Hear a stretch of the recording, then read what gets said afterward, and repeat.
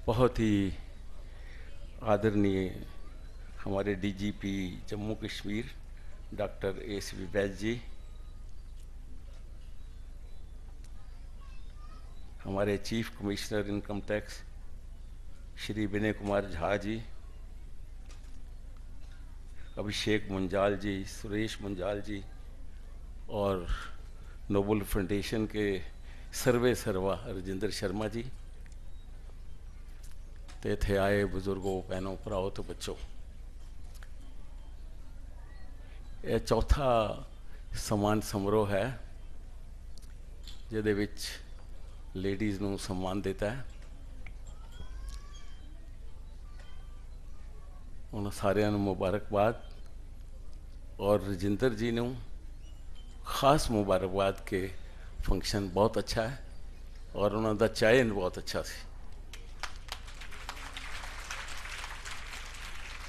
मैनू याद आता है कि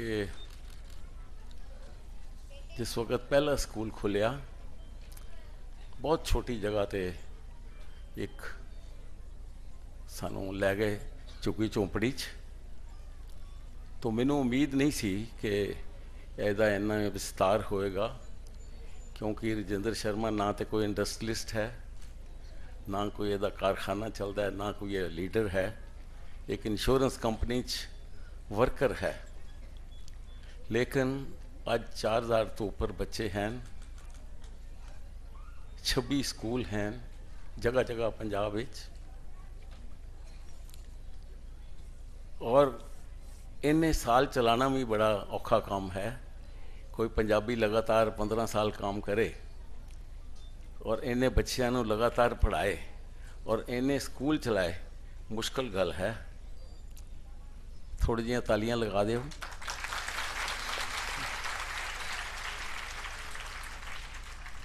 तो लगातार एक इन्होंने मुहिम चलाई है उन्होंने बच्चों को पढ़ाने जिहड़े जरूरतमंद हैं। ये ज़्यादा बच्चे यूपी बिहार दे हैं। अज साढ़े बच्चे जिहड़े हैं किसानां दे, वो खेतां च नहीं जाते, हुण वो सब बाहर जा रहे हैं। साड़ियाँ फैक्ट्रियां विच भी हुण यूपी बिहार ही दे। साडा पंजाबी वर्कर इत्थे काम करके राजी नहीं, वो इत्थे प्यो दा मूँह पूंजना राजी नहीं समझदा, अंग्रेज़ों की लैटरिन साफ कर देगा। पंजाब तेज़ी नाल खाली हो रहा है, तेज़ी नाल खाली हो रहा है। कुछ दिन पहला जलंधर एक पटियाले की फर्म है, फैंसी लाइट्स, उन्होंने बूटां का काम, शूज़ का काम शुरू किया है। तो 2-3 जगह उन्होंने 18 खोले बखरी जगह तो शोरूम, तो वो कह गए जलंधर खोलना है तो तुसी ओपनिंग करनी है। तो मैं क्या गल है कि तुसी थोड़े शूज़ सारे देखे, कमाल करती तुसी, लेकिन 20 साल बाद इत्थे बुढ़े रह जाने तो इहो जे शूज़ भी बनाने शुरू कर दो जिहड़े बुढ़े पा सकन। तो सारिਆਂ ने बड़ियां तालियां मारियां। पंजाब एक तरह का खाली हो रहा, ਉਹਦਾ नुकसान भी है तो फायदा भी हो रहा। नुकसान यह है कि बच्चे बाहर दौड़ी जा रहे हैं, उन्होंने देखा देखी शहरी बच्चे भी जा रहे हैं पढ़ने के बहाने, तो उन्होंने वापस नहीं आना। प्यो उत्थे जाके रह नहीं सकता, तो बच्चों ने वापस नहीं जे आना। सब कहते हैं कि इनू उच्ची शिक्षा दवाओ। मैं भी अपने पोतियां नूं भेजा, मैनूं डर ही लगा रहा कि वापस आएंगे कि नहीं आएंगे। आ गए।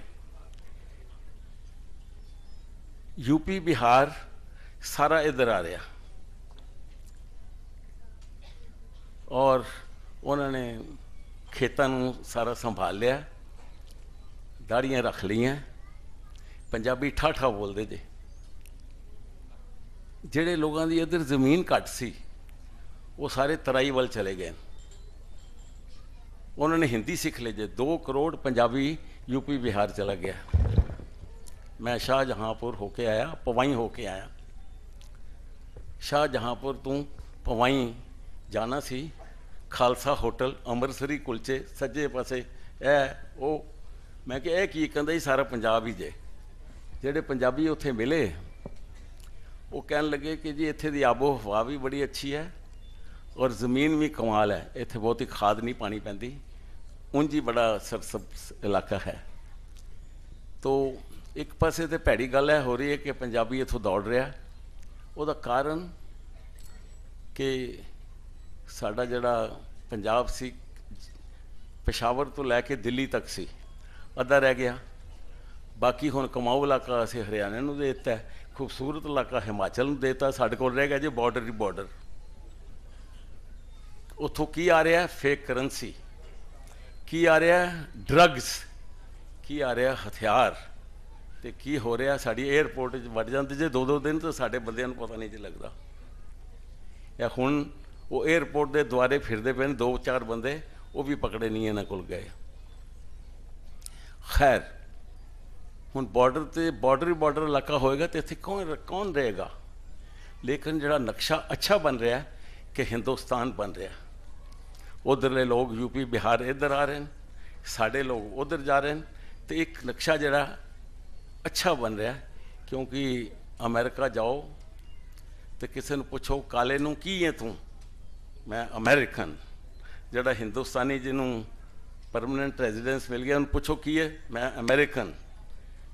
या ट्रंप जड़ा जे जर्मन जे, पूछो की है, मैं अमेरिकन। तो साढ़े इत्थे किसी ने पूछो की है, मैं हिंदू, मैं सिख, मैं खत्री, मैं बामन। वो हिंदुस्तानी कदों बनोगे? कदों कहोगे कि असी इंडियंस हाँ, हिंदुस्तानी हाँ?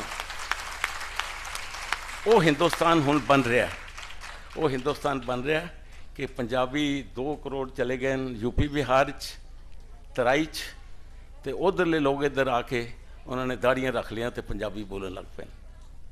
तो अज का विषय है तो नहीं है, लेकिन क्योंकि यह उन्होंने बच्चों को पढ़ाते हैं जोड़े उधरों आए ने, जोड़े अफोर्ड नहीं कर सकते, तो मैं इस करके इसका जिक्र किया।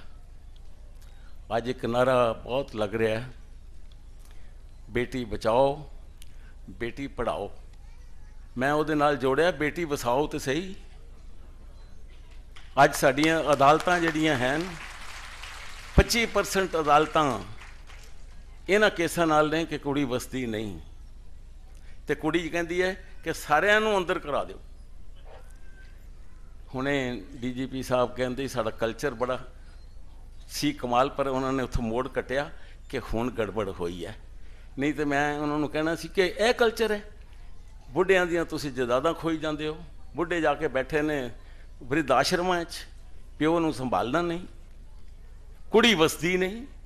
जे यही कल्चर है तो फिर कुछ नहीं जे। फिर इस कल्चर से मैनू पसंद नहीं जे, जिन्हों होर पसंद है बेशक करी जाए। इस कल्चर नूं ठीक करना पएगा।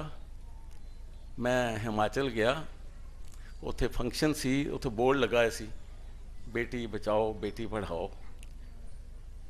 तो मैं क्या साढ़े पंजाब ही तो बसती नहीं। शांता जी मेरे नाल बैठे थे, कहेंगे इत्थे भी नहीं जे बसती।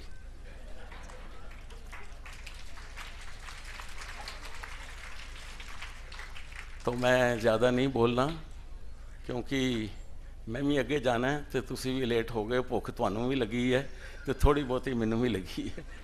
तो तुहाडा बहुत बहुत धन्यवाद।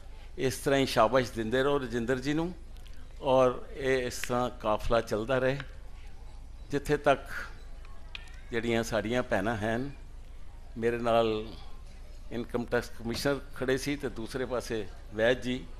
मैं क्या लगता है 20 साल बाद इन्हां दा ही राज हो जाना है, इन्हां दे हत्थ ही राज आ जाना है। कवि भी इन्हां विचों, पुलिस के अफसर भी इन्हां विचों, इनकम टैक्स दियां भी आई। तो जो जिस तेज़ी नाल ये वध रही है, मैं एक कंपेन शुरू की है कि 11 बजुर्गों को सम्मानित करो जिथे जिथे जागरण होंदा है, तो 11 बच्चे 80% नंबर लैन, उन्होंने सम्मानित करो। 11 बच्चे जोड़े आते हैं, वो 9 कुड़ियाँ होंदियां तो 2 मुंडे होंदे हैं। जिसले मुंडा आता मैं कहना शुक्र है साड़ी इज्जत रखी आ।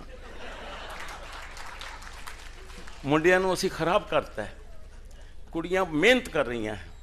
वह तुसीं अज देखो भी चौथा फंक्शन है, ये कितनियां लायक लड़कियां ने, कितनी परसनैलिटी कितनी अच्छी है, कद अच्छा है, उन्होंने अपनी सेहत भी ठीक रखी है और डटती हैं। तो जिस तरह मैं कहा कि 20 साल बाद ਇੱਥੇ ਬੁੱਢੇ ਹੋ ਜਾਣੇ, ਮੈਨੂੰ ਲੱਗਦਾ 20 ਸਾਲ ਬਾਅਦ ਇੱਥੇ ਕੁੜੀਆਂ ਦਾ, ਔਰਤਾਂ ਦਾ ਹੀ ਰਾਜ ਆ ਜਾਣਾ। ਜੈ ਹਿੰਦ।